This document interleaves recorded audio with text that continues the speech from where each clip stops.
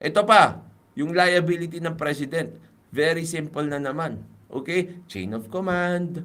And ang pinaka-importante dito ay yung alter ego doctrine. Okay? Yung alter ego doctrine.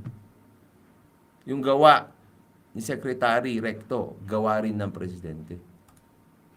Okay? Ayun, maraming salamat. Oh, ito last. Attorney, bakit hindi kinokorek ng SC ang mga published wrong interpretation of the law? Alam niyo ang Supreme Court, kung lahat ng mga yan ay titignan niya, kailangan mag-Merry Christmas ka, man. Merry Christmas.